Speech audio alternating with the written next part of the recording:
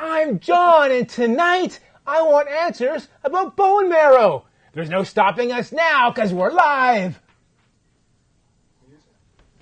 John wants answers. John wants answers. Give John answers. Give John answers. John wants answers. John wants answers. Give John answers now. Check your calendar. If it says March 8th, 2012, then we're live. My guest tonight is Stacie Tamaki. Did I pronounce that right? Yes. Great! We'll talk about why she's my expert later in the show. And tonight on the show, we also have my good friend Brian Westfall. Did I say that right? Close enough. And Sudeep Dua. Thanks for being here, guys. Tonight, live on the show, they're going to be registering for the bone marrow donor registry. They'll be filling out some forms and swabbing their mouths and maybe saving a life. So, that's exciting. If you've never seen the show before, this show is like a courtroom drama. I'm the prosecutor, my guest is the expert witness, and you at home and in the audience are the jury. And it's your job to convict or acquit the topic. We'll be taking your tweets. So during the show, we're live, you can tweet us. You can tweet us at John Wants Answer. Now there's no S at the end, because the S is for suck. And tonight, we're not going to suck. So if you tweet in, you can ask us questions about the topic, bone marrow in general. Or you can ask for a headshot. Tweet us and say, I want a headshot. And I'll autograph this and say, hello viewer, thanks for watching. But special tonight, we're going to make a special photo for you of me holding up a swabbing kit, a bone marrow swabbing kit. And so it'll be rare. It'll be worth money on eBay because it'll be one of a kind. Don't forget to go to johnwantsanswers.com to check out all of our previous episodes. We've got some really good ones there. I went through all the episodes recently. Just, make a promo clip for another show I was on. And man, we had some good topics. Facebook.com, find us, John Wants Answers, and like us. That'd be great. This show couldn't be possible without the generosity of Lisa Tamaki and Brian Westfall. So thanks to them for executive sponsoring tonight's show. And we have some corrections from last month's episode. Kerfuffle is not a Aboriginal American word. It is a Scottish word. And I offered last month's expert, Keith, offered him a prize, a trip to Fresno. What I meant to say was a trip to Fremont. So he didn't win, but I want to make clear I was not going to send him to Fresno because I like him. Snaggy says, this is the best show ever. And that brings us to our first topic, bone marrow.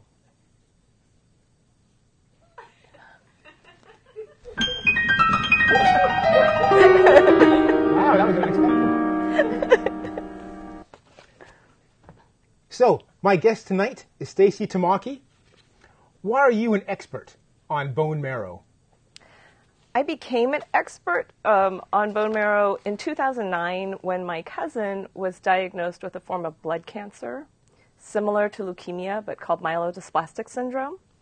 And so I needed to learn more about it and the bone marrow process because she was told her only chance to be cured was to receive a transplant. So I went on the internet and I started researching and I found a program called the AADP, which is the Asian American Donor Program. And I called them up and they gave me some information and then I realized I have a lot more I need to learn. So I contacted Be the Match, which is the National Marrow Donor Program, and learned even more about the registration process for people who want to become donors and the transplant process.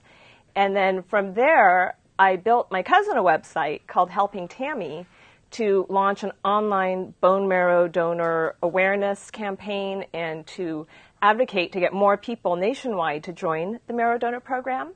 And once she received her transplant, I continued on with the advocacy because I felt there was really a big need for it. So then I created a website called Marrow Drives.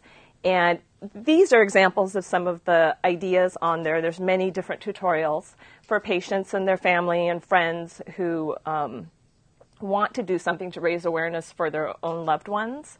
So this display between us will show that. They can see that later. And then now I take inquiries from people from the internet who want to, help other patients. And just recently, I helped build a website for a patient in Canada. So, here we are in Silicon Valley on the West Coast, and I'm able to help patients who live in Toronto, in Eastern Canada. Wow, that's great. So tell me, what is bone marrow? So bone marrow, it's a soft, spongy, flexible tissue that's found in the center of larger bones within the body. And the bone marrow is what helps your body, well, it doesn't help, it does produce the blood cells in your body. So it produces blood, the red blood cells, the white blood cells, and platelets. So what do we need these blood cells and platelets for? Well, the red blood cells carry oxygen throughout your body. White blood cells are your immune system. So they fight off disease and germs and things like that. And the platelets are what causes your blood to clot.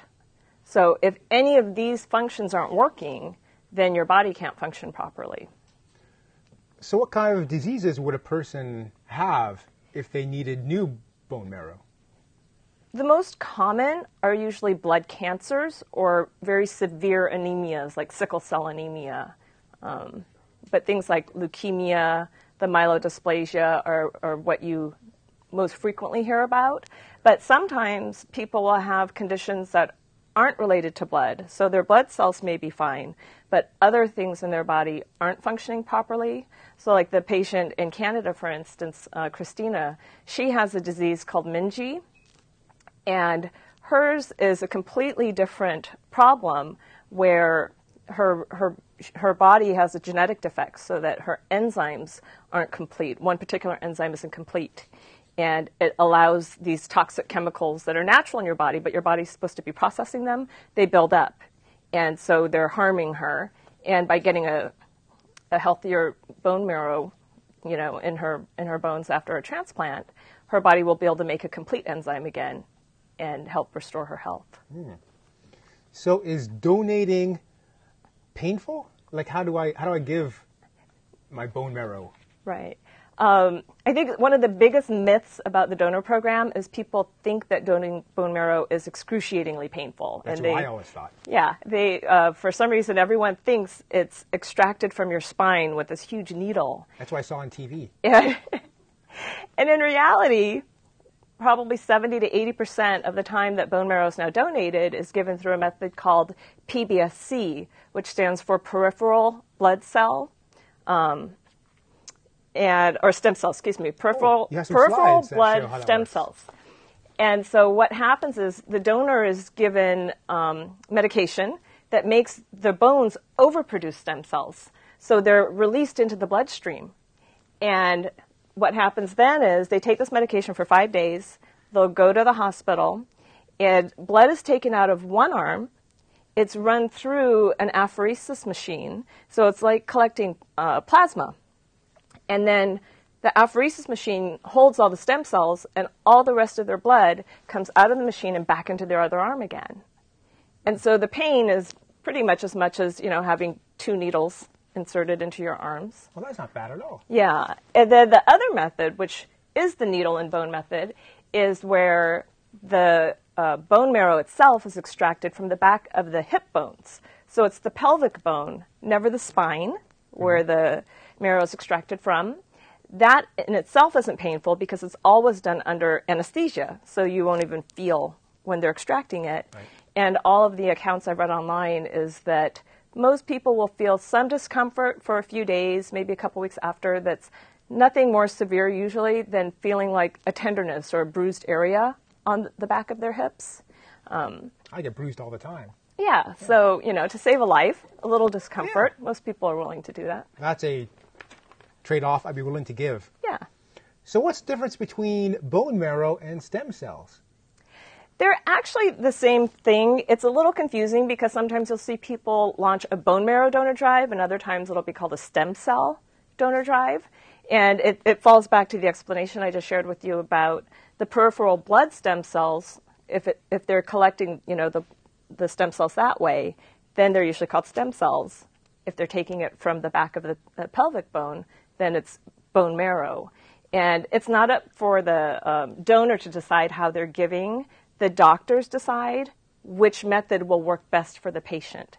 And for the 20 to 30% of the time that someone is asked to give from the hip bone, it's because children experience a higher success rate with their transplants when they receive marrow from the bone. So if you're contacted and told you're a match, that's probably why. For some diseases, is bone marrow transplant their only hope? Yes. When my cousin was diagnosed, having chemotherapy or radiation, things like that, weren't ever on the table. She was told, you have myelodysplasia, you need a bone marrow transplant. And for leukemia patients, a lot of times, if there is a good bone marrow match, they might do a transplant right away. But many times they'll do chemotherapy first. And some patients are able to achieve remission just through chemo, and they don't need to go through the bone marrow transplant. But once chemo, if it fails and they relapse, then a lot of times they can't undergo more chemo successfully. So then they'll be told they have to have a bone marrow transplant. So how many people in the U.S. Need transplants per year? The statistics kind of vary depending on whose research you're looking at, but approximately 10,000 American patients need to find a bone marrow match on any given day of the year. Oh, yeah. And how many are successful in getting matches? Somewhere around 30% will find a match in time, and the other 70% won't. So if you need a transplant, the odds aren't in your favor.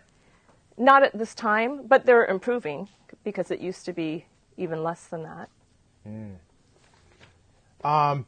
So what makes a good bone marrow match?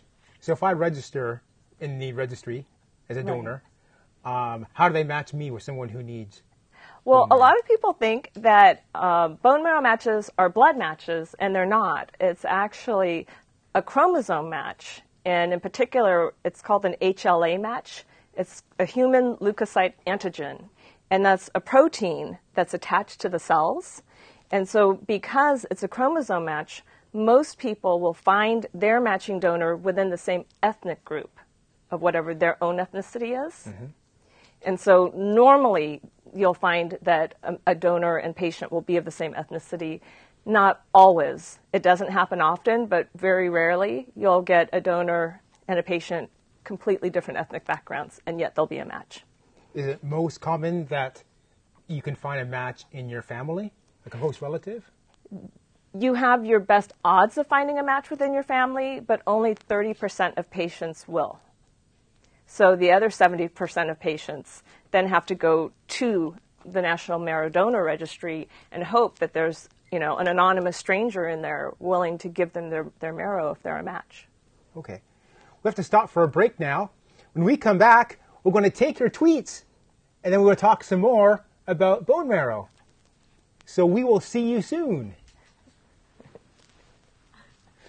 Okay. Keith, how's our bone marrow jokes coming? Do we have any? Bone marrow walks into a bar. No. Says, ouch. Oh, we rejected that one early on. How many puns? The only one we had, though. Do we have any puns? Well, there was the one about Nantucket, but that's too dirty for television. Okay. Because, it's a serious show, and we're known for our entertainment value. Okay, Loretta says you have to react more to what Stacie is saying. Instead of being stunned by the fact that you're sitting next to a good-looking woman.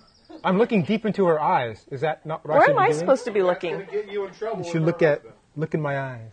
No, I'm being serious. Am I just supposed to stare at you the whole I time? think to stare at me the whole time. Wow. Pretend like we're in my living room. That's a lot of John. And we're having a conversation. Okay, I wonder if we have any tweets. Think anyone's tweeting us questions about bone marrow? Maybe Scott. Ooh, we have one tweet.